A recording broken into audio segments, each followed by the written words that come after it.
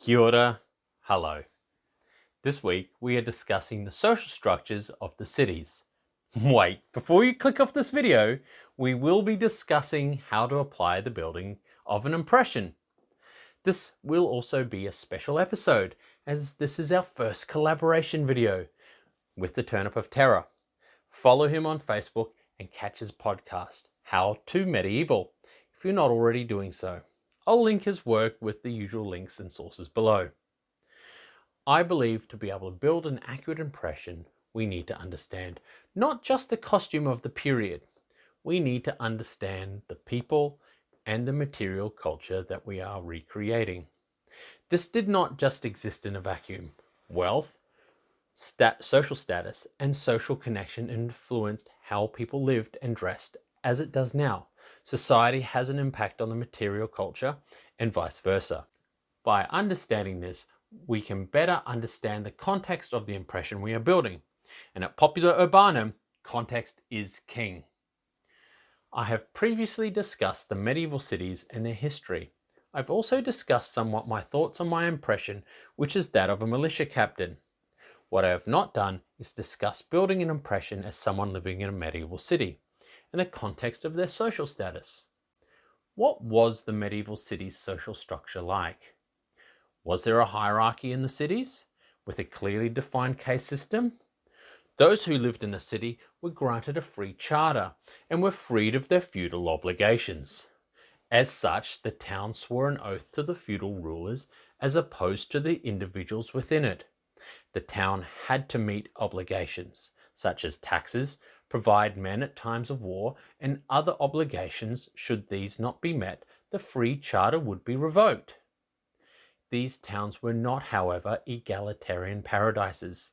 Instead, during the 11th and 12th centuries and the formation of the cities, the feudal landowners, bishops, knights, and other petty nobles combined with the rich merchants and established themselves into a ruling patrician elite.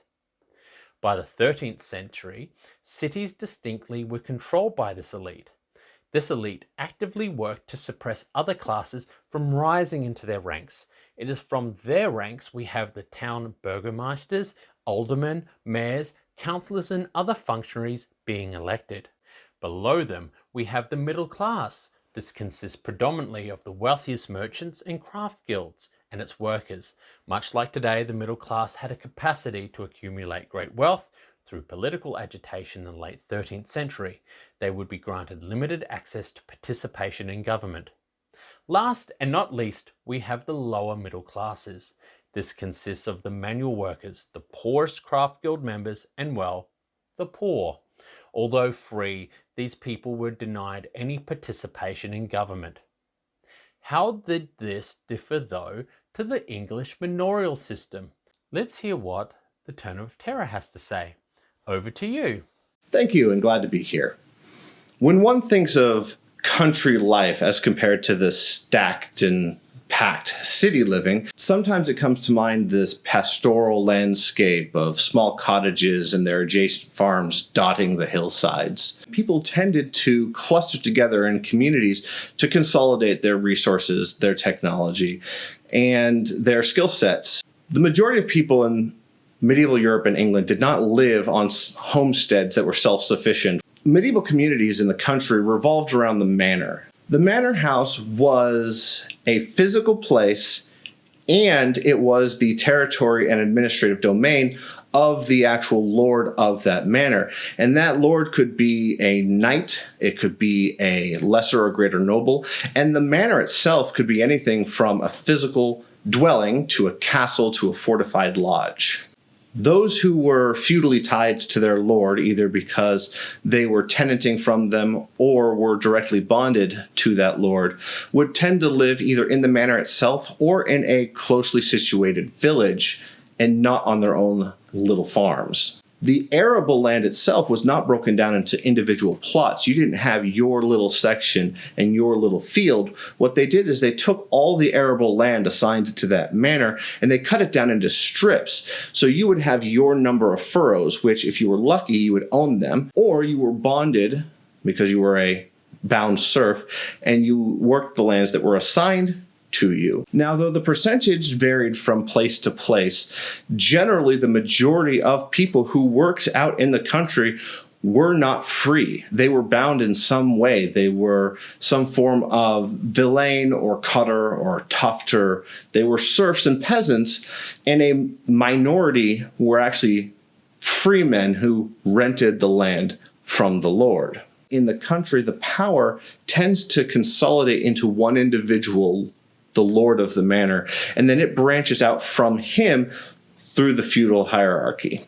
Feudalism is intrinsically an agricultural government and administrative process. It really was detaching wealth, status, and power from land holdings that happened in cities that started to erode and bring us away from that traditional serf, lord, feudal dynamic that we all understand from the majority of the Middle Ages. Back to you. Very interesting. Thank you. If you're interested in more of that, head over there after watching this and don't forget to subscribe to his channel. Just don't bail out right now though. Oh no. If you want to recreate an impression as a medieval city dweller, I believe there are some things you need to take into consideration, as the cities were less socially stratified than their rural feudal counterparts, although the patrician elites attempted to lock the upward mobility of those below. If, say for example, you wanted to portray an alderman, what would that look like? Or a rich merchant? How would you make that distinction? What was the distinction in society at the time? How about a weaver or a maidservant? Is there any distinction between these people? If we look to the patrician elites, who are these people? This is the wealthy families, merchants, knights, clergy, and the nobility who reside in the cities. This is also the wealthy merchant families who established the cities. Once they were entrenched, they effectively set themselves up as de facto nobility. The minor rural nobility and the city elites effectively merged into one class, with the urban elites entering into the lower ranks of the rural noble classes through marriage, land purchases, writs of grant, and knighting, and the lower nobility moving into the cities during the crisis of feudalism, when maintaining lands and property became harder as the ability to extract rents from the land became increasingly difficult. Significant wealth and power are concentrated into the hands of these people, not below acts of conspicuous consumption, the obvious displays of wealth. Their houses and dress no different to that of wealthy seigneurial lords, displaying their own coats of arms on their buildings. The merchant of Prato, Francesco Datini, for example, hosted the King of Naples twice in his home. The house was a palace, the greatest of all in Prato, painted with frescoes that were decorated with both Datini's and his wife's coats of arms. Mind you, Datini did not sit on the town council or come from the oldest families. Instead, he worked his way up from the middle class. As I have mentioned before, these patrician elites tried to keep the rising middle classes from entering into their class, such as banning the participation of the craft guilds in the running of the town councils, laws excluding entrance into the upper echelons of the guilds outside of hereditary means. It is not unreasonable to present a person of this station with a high degree of wealth, on par with the rural nobility. Cloth of silks, brocades, finest wools, and velvets are to be expected. Fine fur-lined gowns, gold, silver, precious gems are not only suggested but expected. Margareta, Datini's wife, had more than a dozen rings and sometimes wore 2 on each finger. But what of the middle class? Surely they were less ostentatious. Oh, the middle class, my favorite topic. It's from here that we see a wide range of wealth and social division. This is the skilled labor of the town. As I've mentioned before, to be able to practice your craft in the city, you must be a member of a guild. This is how the guilds maintain their monopoly on the market and the workforce. I got you another one there. More guild stuff. In the stratum, we can find anyone who does not populate the patrician elite or the lower middle class. This also includes the burgeoning educated class, developing during the high and late medieval period, such as clerks, scribes, doctors, lawyers, notaries. Look, I'm not going to list jobs, okay? This would also include the craft guilds, the poorer members of the mercantile guilds and those who worked in them. What is distinguishing features of a craft guild as opposed to a merchant guild? It's really hard to determine, and people aren't really sure. We would expect, however, to see here are carpenters, masons, smiths of all kinds, bakers and bakers, merchants. Look, I'm just listing jobs again. Likely these people were wealthy enough to own their own land outside the city, as well as a house within the city. Not to be outdone by the patrician elites, the middle class too sought to display their wealth. What is more of a limiting factor here is now to think about how wealthy a person is within this portion of society. Guildmasters and wealthy merchants and other people would have access to the same resources as the patrician elite. If we acknowledge there were sumptuary laws to inhibit the middle classes wearing certain garments, we also need to realize that the laws were ignored that the middle classes had the ability to purchase said items that they were banned from wearing. Otherwise, why inhibit them? Silks and brocades and furs are not out of the question. Fine spun wools in a wide range of colours. Brass, silver and gold are also reasonable here. If we look to our old friend Chaucer and the Canterbury Tales, the guildsman, a haberdasser, carpenter, weaver, dyer and tapestry maker he refers to in their dress as being new, their knives being mounted with silver, not brass. Lastly, let's look at our lower classes. These are wage labourers, shopkeepers, servants, and the poor.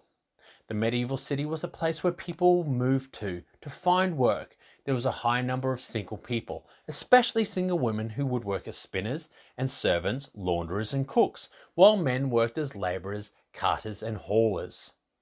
Many of these people are so-called bonded peasants, leaving the lands to the city, where if they are to remain unclaimed by their feudal lord for a period of time, usually a year and a day, they would become free. Otherwise, they were granted freedom to leave their hereditary lands for the city. Once in the city, their lives are little better than the rural lives they had been living. Here, they swapped the yoke of the feudal lord for that of the burgeoning system of wage labour.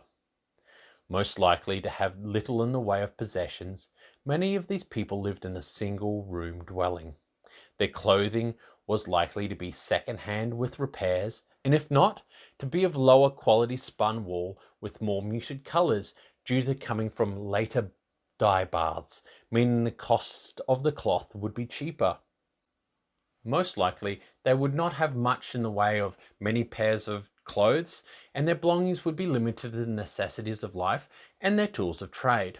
As a side note, this can always be an entry into the urban impression, since you do not need to accumulate much in the way of gear and still be able to achieve a good impression at a reasonable cost. I think in summation from this episode, I would like to continue to do some more exploration of the space. It has really given me some food for thought. I think I need to consider how we apply historic context to building our impressions, and of course, the direct application of the historic information in our videos into an impression. What do you think? I would really enjoy your thoughts on this matter.